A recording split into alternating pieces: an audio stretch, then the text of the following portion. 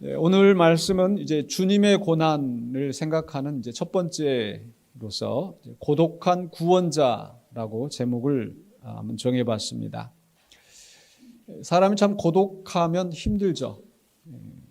특히 이제 힘들고 어려울 때 혼자 있으면 그렇게 참 비참하고 괴롭습니다. 그렇게 어려운 순간에 누군가 또 친구가 또는 가족들이 정말 믿을 만한 누군가가 함께 있으면서 또 내 이야기를 들어주고 공감하고 또 어떻게든지 이 어려운 상황을 같이 헤쳐나가기 위해서 또 힘을 보태줄 때 그래서 우리는 힘을 얻고 그 위기를 극복할 수 있습니다. 그래서 어제 우리가 월삭 새벽기도에 3월 월삭 새벽기도를 했었는데 우리 주인태 목사님이 성도의 교제라는 주제로 이 다윗과 요나단의 우정에 대해서 말씀을 나눠주셨는데 굉장히 많이 은혜가 되었습니다. 혹 못 들으신 분들은 우리 유튜브 영상에 올라와 있으니까 꼭 함께 들으셨으면 또 많은 힘이 될 것 같습니다. 그 내용인즉슨 다윗이 그 사울을 피하여서 사울이 다윗을 죽이려고 할 때 다윗이 광야에 도망가서 피하여 있는 그런 순간에 이 사울의 아들이지만 또 다윗에게 이 절친인 요나단이 이 다윗을 찾아와서 하나님께서 너를 이 위기 속에서 벗어나게 해줄 것이다 라고 위로해주고 또 함께 기도하고 하여튼 그런 모습들이 요나단에게 있었고 그래서 다윗이 그 위기 상황을 빠져나오는데 많은 힘이 되었을 것이다. 그래서 우리들도 그런 위기에 있을 때 누군가 또 그런 요나단이 필요하고 또 우리도 다른 누군가 위기에 빠져 있는 그런 사람에게 또 요나단이 되어줄 수 있어야 되겠다. 또 우리 자녀들도 또 그런 요나단을 만날 수 있도록 계약이 되고 또 이제 새 또 친구들 만날 때 또 그런 요나단을 만나고 또 그런 요나단이 되게 해달라고 하는 그런 바람을 우리가 기도를 했었습니다. 거의 다 소개했는데 제가 짧게 하는 것보다 여러분 아마 직접 들으시고 또 은혜를 나누시고 그렇게 하셨으면 좋을 것 같아요. 아마 누구라도 그런 경험이 아마 있으셨을 거예요. 힘들고 어려울 때 혼자 있었던 경험, 그래서 너무 비참한 그런 상황도 있으셨을 테고 또 반대로 그렇게 정말 누군가 힘이 돼서 내가 그 위기를 겪어 나올 수 있는 아마 그런 경험도 있으셨을 것입니다. 그런데 오늘 본문 속에서 예수님께서 이제 지난주에 나눈 말씀에 이어서 지난주에 이제 칼과 몽둥이를 들고 와서 이 예수님을 잡아간 이 상황이 되었는데 그리고 나서 그 예수님이 오늘 말씀 속에서 이제 끌려와서 어디로 끌려왔는가? 대제사장의 집에 끌려와서 이제 신문을 받으시고 또 여러 가지 어려움을 겪으시고 그리고 이제 그 다음에 이어지는 말씀들이 십자가의 죽으심으로 이어지게 되죠. 그런데 이렇게 예수님이 극도로 절박한 상황에 있을 때 그분 곁에는 아무도 없었다라는 겁니다. 가장 예수님을 따른다고 자처하였던 베드로도 또 그 다른 제자들도 예수님을 외면하고 도망가고 심지어는 3번이나 예수님을 부인하기까지 하였다라는 거죠. 그런 외로운 상황에서도 주님은 묵묵히 그 고난의 길을 가셨습니다. 어떻게 그러실 수 있으셨을까? 우리가 생각해보고 또 그런 예수님께서 우리에게는 어떤 것을 원하실까? 어떤 교훈을 주시는가를 오늘 본문을 또 통해서 살펴보기를 원합니다. 먼저 첫 번째로 우리가 이 본문의 맥락을 큰 맥락을 좀 이해하셨으면 좋겠는데요. 이제 예수님의 고난 받으시는 얘기들이 구체적으로 나옵니다. 그래서 제가 오늘 이제 주님의 고난 1이라고 한 것도 이제 앞으로 이제 3월 31일 이제 부활주일 되기 전까지 예수님이 당하신 고난을 오늘 누가복음의 말씀을 통해서 계속해서 우리가 이제 살펴보려고 하는데요.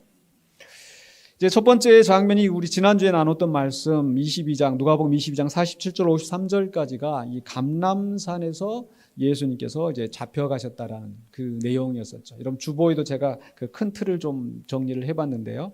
이제 예수님께서 감람산에서 이제 체포되시고 그리고 나서 이제 그 다음 장면이 오늘 이제 봉독한 말씀, 이제 누가복음 22장 54절로 71절까지, 제가 65절까지 봉독했습니다만 71절까지가 바로 이 대제사장의 집들에서 유대인들의 종교 재판을 예수님께서 받으시는 겁니다.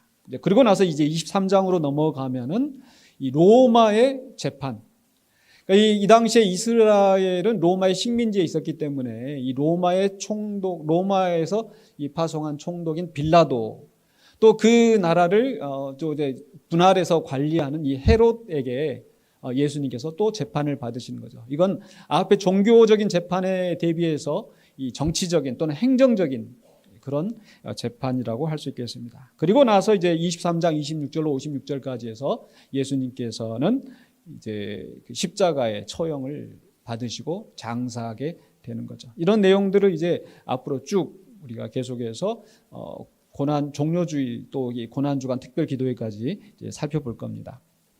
오늘 이제 말씀이 바로 이제 유대인의 이 종교 재판이 진행되는 그런 상황입니다. 대제사장의 집들에서 이 유대인의 공회에서 예수님께서 이제 재판을 받으시는 장면인데, 그 내용을 또 세부적으로 이제 구조를 살펴보면요. 먼저 첫 번째로는 이제 54절부터 62절까지, 제가 주보에 조금 실수로 이게 숫자를 좀 잘못 적었는데 54절부터 이제 62절까지가 바로 베드로가 예수님을 3번 부인하는 장면이 나오고, 그리고 그 다음에 두 번째 장면이 이제 63절로 65절까지 해서 바로 지키는 사람들이 예수님을 매질하고 또 희롱하고 모욕하는 그런 내용이죠. 그리고 나서 세 번째로 이제 예수님께서 유대인 공회에서 이제 신문을 받으시는 내용이 나옵니다. 그런데 이렇게 누가복음에서 기술된 이런 내용들이 또 다른 복음서에서는 마태복음이나 마가복음 또 요한복음이 어떻게 기술하고 있는가 제가 비교를 해서 보니까 약간의 차이가 있더라고요. 즉, 이 누가복음의 흐름에서는 앞에 맨 먼저 아까 베드로가 예수님을 부인하고 3번 부인하고, 그리고 나서 이제 마지막 장면이 거기에서 마지막 장면이 베드로가 밖으로 나가서 통곡하였더라로 돼 있고, 그 다음에 예수님이 이제 매를 맞으시고 조롱당하시는 장면, 그리고 신문을 받으시는, 이렇게 흐름이 되어 있는 거죠. 그러니까 이 베드로는 예수님이 매를 맞고 신문 받으시는 장면을 지금 이제 못 본 것으로 되어 있는데, 그러나 이제 마태복음하고 마가복음은 약간 달라요. 누가복음하고 그 순서가. 그러니까 마태복음과 마가복음을 보니까 맨 먼저 첫 번째 장면이 바로 예수님께서 이 대제사장 집의 뜰에 이제 끌려오실 때 이 베드로가 멀찍이 따라와서 이 대제사장의 집에서 이제 불을 쬐고 있는 이런 장면으로 시작이 되어집니다. 그리고 나서 이제 유대인의 공회에서 신문을 받으시는 거예요. 그러니까 지금 이 유대인의 공회에서 이제 재판이 진행되어지고 베드로는 그 상황에서 그 집들에, 그 대제사장 집들에서 그 재판 광경을 지금 보고 있는 거죠. 그리고 그 신문이 끝나면서 이 매질과 모욕이 시작되어지고, 그 다음에 베드로가 예수님을 3번 부인하는 장면이 나옵니다. 요한복음은 조금 더 구체적으로 이렇게 좀 나눠져 있어요. 요한복음에서는, 그러니까 첫 번째 이제 요한복음 18장 15절로 18절에 보니까 베드로가 그 대제사장 집에 들어오기 전에 문 밖에서 1차로 예수님을 부인하고, 그리고 나서 이제 집 안으로 이제 들어옵니다. 그리고 이제 대제사장이 예수님을 신문하는 내용이 나오고, 그 다음에 또 매를 맞으시는 장면, 그리고 나서 이제 두 번째, 세 번째 예수님을 부인하는 내용이 나오는 거죠. 그래서 이 복음서들을 좀 비교해 봤을 때 이 요한복음의 이 기술이 상당히 이제 사건 순서대로, 그러니까 누가 같은 경우는 이제 베드로에 초점을 맞추고 또 예수님에게 초점을 맞추고 이렇게 해서 이렇게 따로따로 분류했는데, 요한은 그게 아마 사건 순서대로 되게 자세하게 이렇게 기술한 것 같습니다. 이렇게 비교를 하는 이유는 뭐냐면, 지금 저는 이 베드로가, 우리가 이제 세 번째로 생각할 게 뭐냐면, 이제 베드로가 지금 예수님을 부인할 때 또는 예수님을 부인하기 전에 그 부인하는 그 상황에서 이 대제사장 집들에서 그가 무엇을 보았는가, 무엇을 겪었는가 하는 것을 생각해 보자는 거예요. 베드로는 대제사장의 집들에서 무엇을 목격했는가? 두 가지였죠. 하나는 바로 불의한 재판. 지금 유대인들이 예수님을 재판하는데 그것이 결코 공정한 정의로운 재판이 아니라 불의한 재판이 진행되어 있었고 그 불의한 재판에서 예수님은 정죄를 받으셨다는 거예요. 오늘 봉독한 말씀 누가복음에서는 이 대제사장이 네가 그리스도냐? 예수님 거기에 답변하시고 네가 하나님의 아들이냐? 또 거기에 대해서 예수님께서 답변하시는 그런 내용이만 기록되어 있는데 사실은 이보다 앞서 이 질문들에 나오기에 앞서 이 재판에 있어서 진행되는 상황들이 있었어요. 그게 뭔고 하니 마태복음에 보니까 마태복음 26장 59절로 61절에서 대제사장들과 온 공회가 예수를 죽이려고 그를 칠 거짓 증거를 찾음에 거짓 증인이 많이 왔으나 얻지 못하더니. 그러니까 이 대제사장과 또 그 유대 종교 지도자들은 어떻게 하면 예수를 죽일까 그걸 생각하고 있었잖아요. 그런데 그 죽이기 위해서 그 죄가 없으신 그분에게 죄를 덮어 씌우려고 거짓 증거를 찾고 있는 거예요. 거기에 덩달아서 많은 거짓 증인들이 나와서 이야기를 하고 있는 거죠.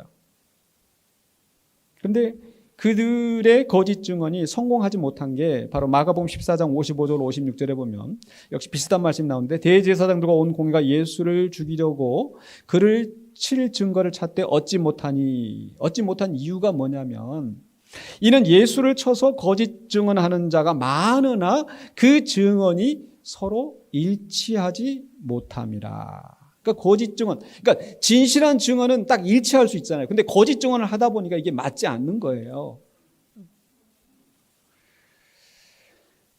그러니까 사실 우리가 십계명에서 거짓말하지 말라라고 하는 그런 말씀 우리가 기억하고 있는데 그 원 의미의 뜻은 바로 거짓 증언하지 말라 이겁니다.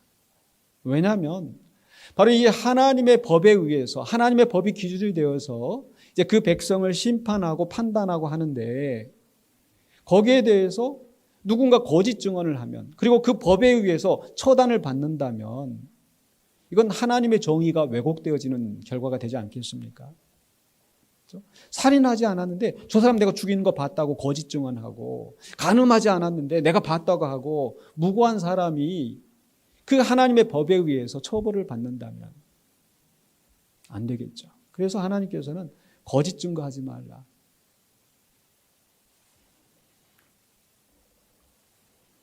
그런데 대제사장이라고 하면서 율법사라고 하면서 자기들의 목적을 위해서 지금 거짓 증거를 찾고 있고 또 그렇게 그 사람들도 다 지금 이스라엘 사람들인데 하나님을 잘 믿는다고 하는 그런 사람들인데 그들이 뻔뻔하게 와서 예수님에 대해서 거짓 증거를 하고 있는 상황인 거예요. 근데 그게 서로 일치하지 않으니까 이거 어떻게 처벌할 수가 없는 거예요. 그렇지 않습니까? 이게 증거가 일치해야 이게 증거의 효력이 있을 텐데 서로 맞지 않은 거예요. 그리고 나서 이제 그 다음에 나온 질문이 바로 그 현장에서 이 대제사장이 예수님에게 직접 질문을 한 거예요. 그 재판 현장에서. 그게 이제 오늘 봉독한 말씀 속에서 이제 그 이후에 이제 말씀 이제 신문하는 그 내용인 건데 22장 67절로 68절에 이르되 네가 그리스도이거든 우리에게 말하라. 사람들이 지금 예수에 대해서 그가 그리스도다 또 그가 선지자다 이런 여러 말들을 하고 있으니까 지금 당사자에게서 그것을 지금 끌어내려고 지금 이 대제사장이 그렇게 신문하는 거예요. 네가 그리스도야? 네가 그럼 말해봐. 근데 예수님의 답변은 뭐였어요? 내가 말할지라도 너희가 믿지 아니할 것이요. 그들의 지금 마음의 동기를 지금 꿰뚫어 보시는 거잖아요. 이들은 그저 지금 진실을 알기 위한 것이 아니라 예수님을 죽이려고 지금 어떻게든지 거짓 증거를 찾으려고 혈안이 되어 있는 사람들이기 때문에 굳이 그들에게 말씀하시지 않는 거예요. 그러고 나서 69절 70절에 그러나 이제부터는 인자가 하나님의 권능의 우편에 앉아 있으리라 하시니 다 이르되 그러면 네가 하나님의 아들이냐 대답하시되 너희들이 내가 그라고 말하고 있느니라. 이렇게 예수님께서 말씀하시니까 이 대제사장들이 야 이거다 바로 이거 지금 우리 눈앞에서 다 이야기하고 있지 않느냐. 이거 신성모독이다 하면서 옷을 찢고 이건 사형감이다 라고 선언하는 거예요. 그러나 사실 우리는 바로 예수님이 그리스도이시고 하나님의 아들이라고 하는 그것을 우리는 성경을 통해서 알고 또 믿고 있죠.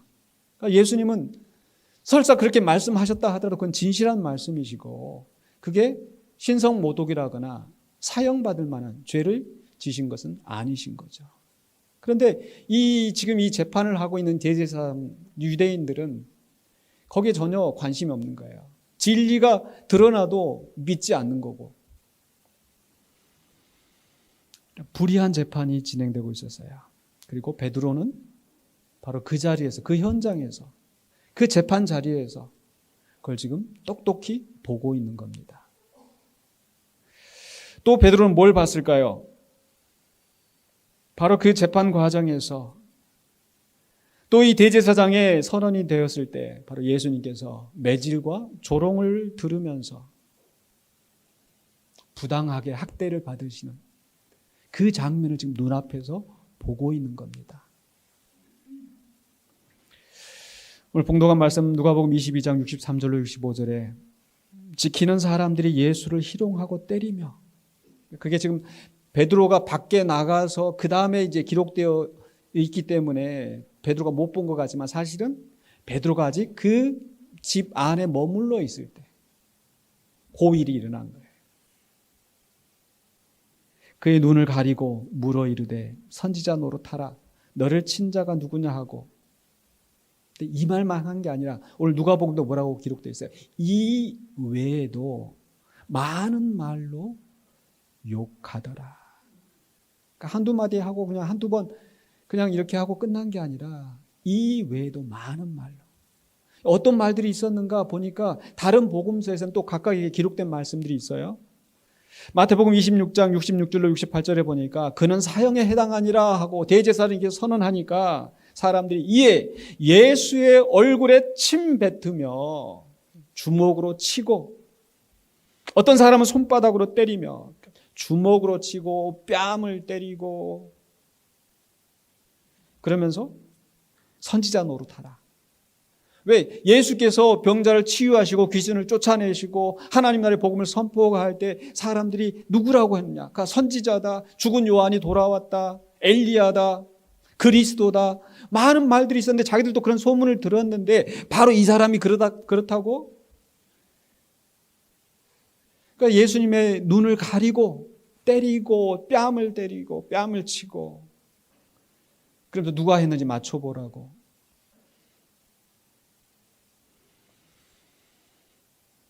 근데 그 예수님을 손바닥으로 친 사람이 누군가를 마가복음에서는요, 또 좀 더 자세하게 이야기를 하고 있는데, 마가복음에서는요, 마가복음 14장 65절 65절에 그들이 다 예수를 사형에 해당한 자로 정죄하고 어떤 사람 그에게 침을 뱉으며 그의 얼굴을 주먹으로 치며 이르되 선지자 노릇을 하라 하고, 그 다음에 뭐라고 되어 있어요?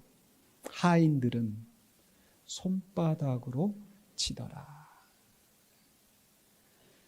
그러니까 거기에 어떤 그 힘을 가진 권력, 귀족층도 아니고 거기에서 이제 심부름하는, 어떻게 보면은 그런 사람들조차도, 종들조차도 예수님은 멸시를 당하시는 그런 상황이었던 거죠. 요한복음에 가서 보니까 요한복음 18장 22절 23절에 이 말씀을 하심에 곁에 있었던 아랫사람 하나가, 역시 아랫사람 하나가 손으로 예수를 쳐 이르되 네가 대제사장에게 이같이 대답하느냐? 대제사장의 아랫사람 또는 대제사장의 어떤 종, 뭐 그런 사람들이 우리가 이 대제사장을 우러러 보고 있는데 네가 감히 우리 대제사장에, 그렇게 지금 때린 거예요. 이 기록된 말씀만 있겠습니까? 그러니까 이 외에도 많은 말로 예수를 조롱하고 핍박하고 멸시하고 침을 뱉고 주먹으로 손바닥으로 발길로 차고,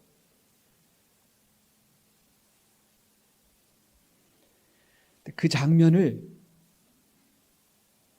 베드로가 그 자리에서, 현장에서 보고 있었다는 거예요.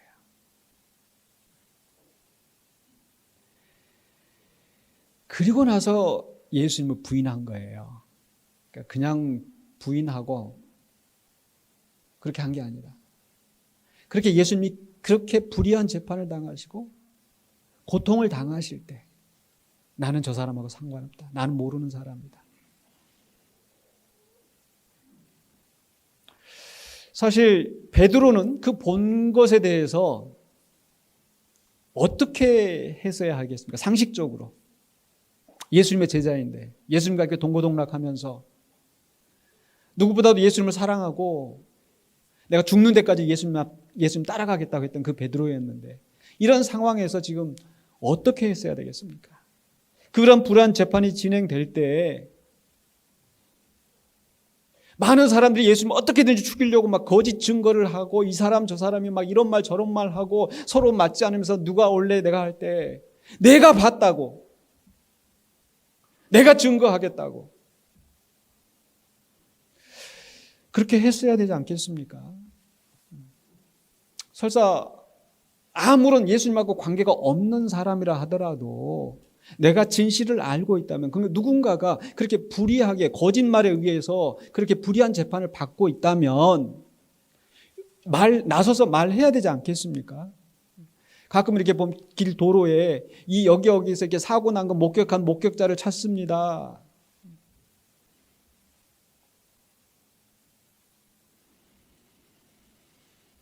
더군다나 대제사장이 예수님을 향해서 네가 그리스도야? 네가 하나님의 아들이야? 근데 거기에 대해서 예수님이 하신 그 대답을 가지고 이건 신성모독이라고 이 사람은 사형감이라고 얘기를 했지 않습니까? 선언했지 않습니까? 그것 때문에 이제 그 다음에 십자가로 계속 이어지는 상황이 되는 거예요. 그런데 네가 그리스도야, 네가 하나님의 아들이냐라고 하는 이 말 어디서 들어본 것 같지 않습니까? 뭐예요? 바로 베드로가 마태복음 16장에서 사람들이 나를 누구라 하느냐, 너희는 나를 누구라 하느냐 했었을 때 베드로가 나서서 주는 그리스도시요 살아계신 하나님의 아들이십니다 라고 고백했었잖아요. 베드로도 뭔가를 보고 더군다나 하나님이 알게 하셔서 확실한 신앙을 가지고 그 신앙 고백을 했었는데 바로 그것 때문에 주님이 그리스도시고 살아계신 하나님의 아들이라고 하는 그것 때문에 예수님이 사형감이라고 하고 그렇게 매를 맞고 모욕을 당하시는 그 상황이라고 한다면 아닙니다. 내가 봤습니다. 나는 저분이 그리스도시고 살아계신 하나님의 아들이라고 믿습니다. 내가 증거합니다. 라고 나섰어야 되지 않냐는 거예요.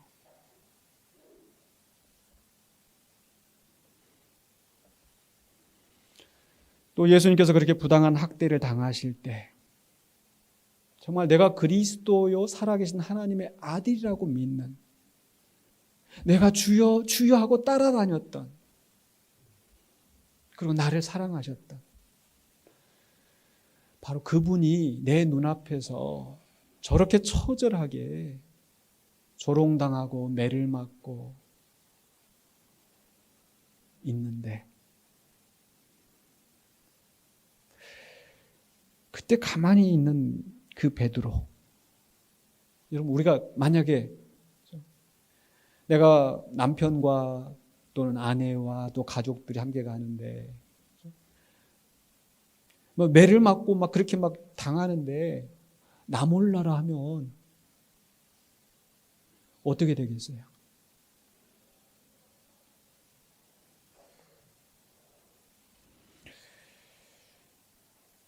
근데 베드로는 그 현장에 직접 있으면서 침묵하고 외면하고 다른 사람이 누군가 이 사람 저 사람과 함께 있는 거 내가 봤다. 아마 그럼 어떤 사람들은 그래 당신이 한번 증거해봐라. 아마 이렇게 이야기할 수도 있었겠죠. 베드로는 나는 모른다. 당신 무슨 소리 하는 거냐고. 심지어는 예수님을 저주하기까지 하였다고.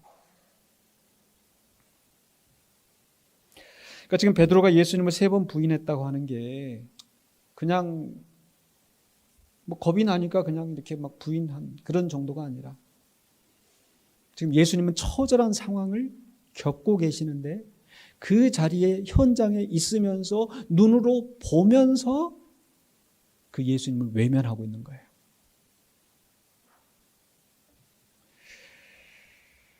그렇다면 바로 그러한 베드로를 예수님은 어떻게 보고 계실까? 또 무슨 생각을 하실까? 그러니까 예수님은 베드로가 어떻게 하기를 원하실까? 또 우리는 만약에 우리가 그런 베드로와 같은 입장에 있다면 예수님은 우리가 어떻게 하기를 원하실까? 그 부분을 좀 생각해 보려고 합니다. 바로 오늘 봉독한 말씀 속에서 보니까 베드로가 그 세 번째 예수님을 부인할 때 예수님께서 그 전에 말씀하신 대로 달기 울었다고 기록하고 있죠, 성경은. 누가복음 22장 60절로 61절 상반부에 베드로가 이르되 이 사람아 나는 네가 하는 말을 알지 못하노라 하고 지금 막 다 떨어버리고 있을 때 아직 말하고 있을 때에 달기 곧 울더라. 얼마나 극적인 상황입니까? 그 말하고 있는데 달기 울고 그 순간에 어떻게 했어요? 주께서 돌이켜 베드로를 보시니 어쩌면은 지금 그 현장에서 지금 베드로가 부인하는 소리를 지금 예수님이 들으신 것 같아요. 들으시고 그 순간에 베드로를 보신 거예요. 예수님이 어떤 심정이셨을까?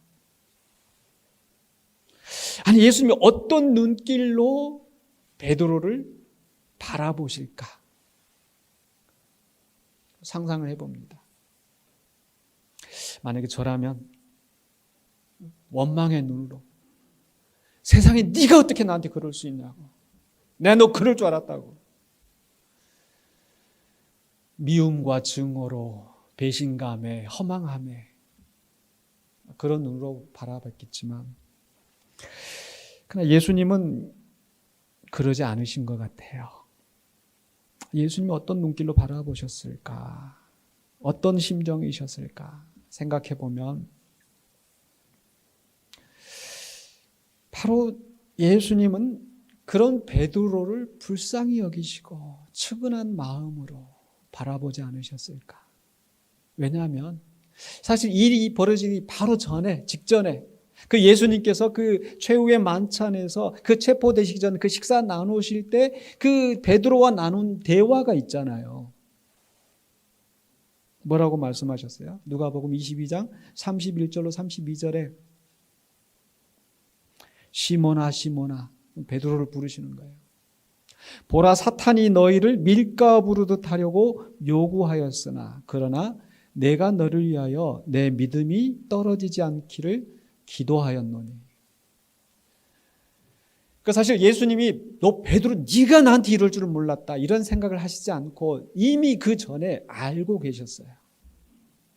그리고 그 자리에서 함께 떡을 떼면서 근데 그렇게 부인하고 배반할, 도망갈 그런 제자들에게 이것은 너희를 위하여 찢기는 내 몸이다, 너희를 위하여 흘리는 내 피다, 그 떡을 나누시고 잔을 나누시고, 그리고 베드로에게 사탄이 밀가 부르듯이 너를 그렇게 요구하고 너를 넘어뜨리려고 하겠으나 그러나 내가 너를 위하여 기도한다.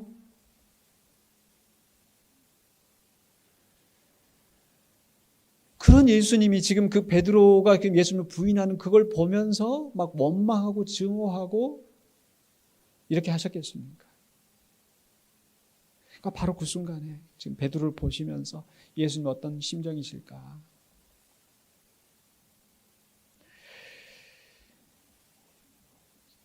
바로 그 너를 위해서 기도한다. 사탄이 너를 지금 넘어뜨리려고 하는데 내가 너를 위해서 기도한다.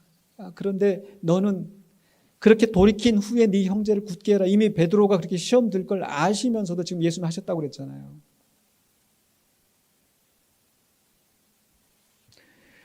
그러니까 지금 예수님은 이 베드로의 그 연약함을 알고 계시는 거예요. 그러면서도 그 베드로를 위해서 기도하시고, 그러니까 바로 그 베드로를 바라보시는 순간에 그 베드로가 그대로 무너지지 않고 다시 돌이킬 수 있도록 그런 눈길을 보내지 않으셨을까? 그래서 그 예수님의 눈과 마주치니까 베드로가 밖으로 나가서 너무 부끄럽고 너무 황당하고 어떻게 할 바를 모르니까 가서 밖에 나가서 대성통곡을 한 거예요. 그런데 그런 베드로를 보고서 예수님이 그 전에 하셨던 말씀 벌써 내가 너를 위해서 기도한다라고 하면서 너는 돌이킨 후에 뭐라고 했어요? 네 형제를 굳게 하라고 말씀하셨잖아요. 그러니까 지금 예수님이 베드로에게 원하시는 것은 내가 네 연약함을 알아. 근데 계속 그런 연약함에 머무르지 말고 비록 실수하고 넘어져도 다시 일어서라. 그리고 다시 일어선 다음에 어떻게 하라고요? 너의 형제를, 내 형제를 굳게 하라. 다른 사람을 세워줘라. 이게 예수님이 베드로에게 원하시는 거예요. 그래 부활하신 후에 예수님께서 베드로에게 찾아오시는 장면이 나오잖아요. 요한복음에 보면은 베드로는 너무 자책하면서 죄책감에 나 같은 것이 무슨 예수님의 제자라고 그렇게 큰 소리 치고 다녔는지 내가 부끄러워서 얼굴도 못 내밀고 나는 이제 가서 갈릴리 가서 옛날에 하던 대로 고기나 잡아야지. 그런 베드로를 예수님이 찾아오셔서 베드로에게 왜 네가 나를 부인했어? 네가 어떻게 그럴 수 있어? 이런 말씀 하나도 하지 않으시고 베드로 네가 나를 사랑하니? 베드로 내가 주를 사랑하는 줄 주께서 아시지 않습니까? 그때 예수님 그 다음에 하신 말씀 뭐였어요? 내 양을 먹이라. 다시는 나를 부인하지 말고 다시는 나를 배반하지 말고 나를 잘 섬겨라가 아니라 내 양을 먹이라. 네 형제를 굳게 하라고 말씀하셨던 그 예수님께서 내 양을 먹이라고 말씀하시는 거예요. 그러니까 예수님은 자신을 부인하고 떠났던 베드로를 제자들을 원망하시거나 책망하지 않으셨어요. 어떻게 예수님께서 그렇게 하실 수 있으셨을까 생각해 보니까 그래서 오늘 말씀의 제목을 제가 뭐라고 했어요? 고독한 구원자다. 예수님은 구원자이신데 고독한 구원자이셨다. 아무도 없는. 왜 그런가 생각을 해보면 바로 그 예수님이 가신 그 길, 예수님이 지신 그 짐, 그걸 누군가가 옆에서 도와주고 예수님을 위로하고 할 수 있었겠는가? 저는 불가능하다고 봐요. 그렇지 않습니까? 그 엄청난 하나님으로부터 버림받고 온 세상에 죄를 지시고 그 죽임을 당하시는데 그 예수님의 절박한 심정과 예수님의 고통에 내가 가서 뭐라도 한마디 하면 예수님이 좀 더 위로를 받으시고 예수님 좀 힘을 얻으시고 그렇게 하기에는 그 짐이 너무나 크지 않았을까? 누구도 예수님을 도와주거나 예수님을 위로할 수 없는데 그 짐을 나눌 수가 없는데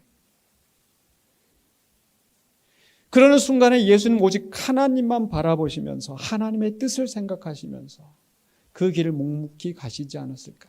그래서 우리 예수님은 고독한 구원자가 되신 거예요. 그렇기 때문에 그렇게 제자들이 도망가고 예수님을 부인하고 근데 그 연약함을 아시고 미워하지 않으신 거예요. 사실 제가 일부 예배할 때 우리 찬송이 처음에 시작했던 주여 우린 연약합니다. 오늘 또 실수합니다. 그리고 나서 이제 마지막에 주는 완전합니다. 라고 하는데 막 울컥하고 올라오는 거예요. 그래서 일부 할 때는 막 제가 막 이 예배하면서 막 이 교동문을 못 입고 막 눈물이 계속 흘러고 막 콧물 나고 그래가지고 이제 2부 되니까 조금 이제 이 감정이 좀 순화돼가지고 제가 좀 멀쩡하게 하고 있는데 지금도 그 심정을 생각합니다. 우리의 연약함.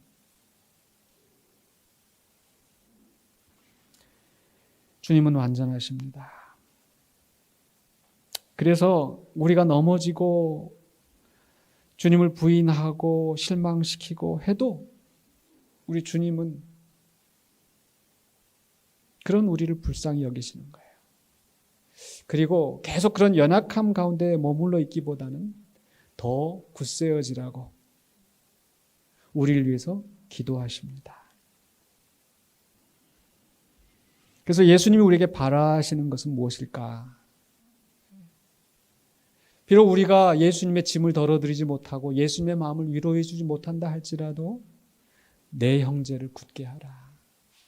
내 양을 먹이라 라고 말씀하신 그대로 연약한 우리들이 서로 사랑하고 의지하며 그 어려운 상황을 이겨나갈 수 있도록, 또 예수님의 제자들이라고 한다면, 예수님의 사랑, 예수님의 은혜를 정말 받은 사람들이라고 한다면 그 사랑을 가지고 더 약한 사람을 돌볼 수 있기를 우리 주님께서 원하시는 줄 믿습니다. 제 말씀을 마무리하려고 하는데요. 한마디로 예수님은 고독한 구원자로서 그 길을 가셨습니다. 물론 우리도 예수님의 십자가를 지고 그 길을 가야 되겠지만, 그렇게 각오하고 나가지만, 그러나 여전히 우리는 약한 것도 사실이죠. 그래서 우리는 예수님처럼 그런 고독한 구원자가, 고독한 영웅이 될 수는 없을 것입니다. 그렇기 때문에 우리는 서로에게 힘이 되어야 할 줄로 믿습니다.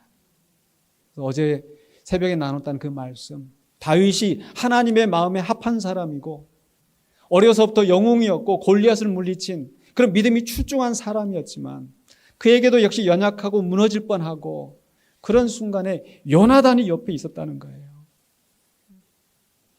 그게 하나님께서 우리에게 바라시는 모습이 아닐까.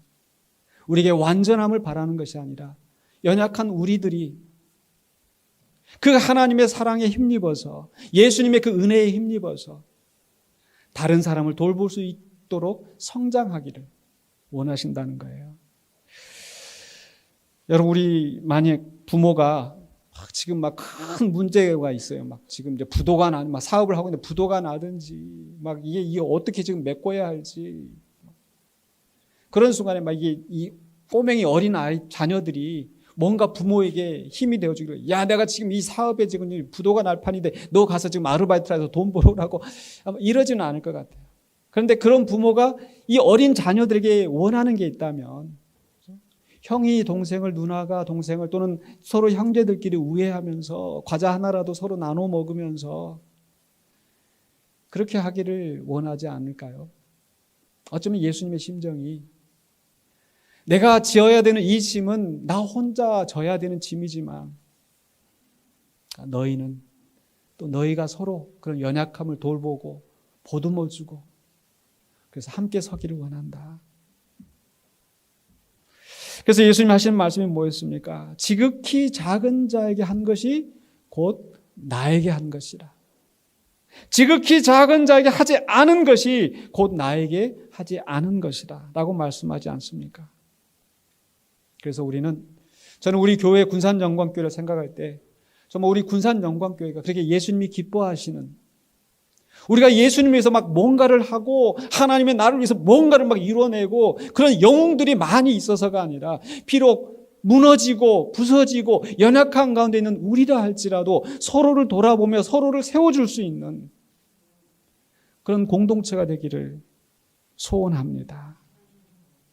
그래서 정말 누군가 그런 고독한 영웅이 돼서 혼자 그냥 다 헤쳐내는 것이 아니라, 우리도 누구라도 그럴 만한 사람이 없어요. 제가 담임 목사라고 이렇게 강단에서 설교하고 무슨 일 있을 때 앞장서고 한다 할지라도 저도 많이 무너지고, 저도 상처받고, 가정에서 있는 일들로 자녀들 때문에, 여러 가지 인간관계 때문에, 또 교회 안에서 심지어는 듣는 말들 가운데 상처를 받고 무너지고, 그러나 그 순간에도 저를 위해서 기도해 주시고 위로해 주시고, 또 때로는 제 마음을 털어놓고 함께 위로하고 위로해 주는 그런 형제 자매들이 있기 때문에 제가 서게 되는 줄로 믿습니다. 실제로 정말 우리 교회가 그렇게 힘들고 어려운 상황을 지나올 때 다른 사람들이 어떻게 목사님 그 자리에서 견디냐고, 정말 목사님 멘탈이 대단한 것 같다. 근데 제가 한 게 아니라 그런 속에서 함께 힘을 다하여서 버티는 우리 성도들이 있었기 때문에 지나올 수 있었습니다. 제 이야기뿐만 아니라 우리 모두가 다 그런 형편인 줄 압니다. 그래서 그렇게 우리가 예수님이 원하시는 대로 내 형제를 굳게 하고 내 양을 먹이는 그런 공동체가 되기를 원합니다. 그러기 위해서 우리가, 그래서 목장이 활성화되고 자주 만나야 되고 그냥 한 번 왔다가 예배하고 기도하고 그냥 돌아가는 게 아니라 같이 차도 마시고 먹기도 하고 제가 그래서 여러 번 말씀드렸잖아요. 오후 시간에 여러분 오후 예배 참석 안 해도 좋으니까 같이 식사하시고 가시라고. 식사하면서 뭐라도 얘기 나누고 모여서 기도할 때 내 속마음 함께 나누고 서로 위로하고 피차 위로하고 권면하고 그래서 지난해에도 그 전에도 계속 제가 공동체를 강조했던 이유가 바로 그게 예수님이 우리에게 원하시는 모습이니까 뭔가 우리가 막 대단한 일을 이뤄내지 않아도 우리가 함께 모여서 서로 위로하고 기도하면서 그런 어려운 싸움들, 힘겨운 싸움들을 헤쳐나갈 수 있도록 세워주는 거. 아까 광고 말씀에도 제가 드렸지만 제가 여러분을 신방하고 면담하고 하고 싶은 이유도 여러분 혼자 그렇게 힘겨운 싸움을 하지 않으시도록 같이 기도 제목을 알고 형편을 알고 같이 기도할 수 있기를 원합니다. 그러기 위해서 좀 여러분들 마음을 조금 오픈하시고 목사에게 또는 목원들에게 정말 그런 믿음의 동역자들로 우리가 세워줄 수 있기를 바랍니다. 또한 더 나아가서 우리가 우리끼리만 잘 먹고 잘 살고 행복한 것이 아니라 우리가 그리스도의 사랑을 받은 것을 우리 형제 자매들이 나누는 것처럼 또 우리 형제의 사랑이 넘쳐나서 이것이 우리 교회 바깥으로 지역사회로 나아가기를 원합니다. 그래서 우리 이 흥남동의 이 주변의 군산에 정말 고독한 그런 싸움을 고독한 형편에 있는 어려운 형편에 있는 그들이 또 부당한 대우를 받거나 불의의 고난을 당하는 사람이 있다면 그들을 위해서 목소리를 내고 함께 힘이 되어주고 그것이 고독한 구원자의 길을 가셔서 우리를 구원하신 예수님께서 우리에게 원하시는 것이고 그 뜻을 이루는 길인 줄로 믿습니다. 그래서 우리가 이렇게 예수님이 가신 그 길을 본받아 가면서 비록 우리가 완전하지 못할지라도 그 예수님의 사랑에 힘입어서 우리가 서로 사랑하고 돌보는 공동체가 되어 가실 수 있기를 주의 이름으로 간절히 축원합니다. 기도하겠습니다. 거룩하신 아버지 하나님 은혜를 감사합니다.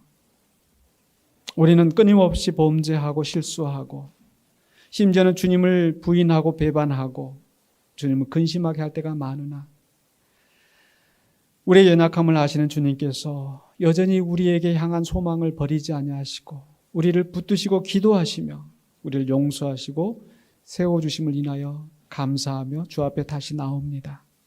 주님, 우리를 찾아오셔서 우리를 새롭게 세우시는 그 예수님의 음성을 듣고 우리가 순종하며 나아가기를 원합니다.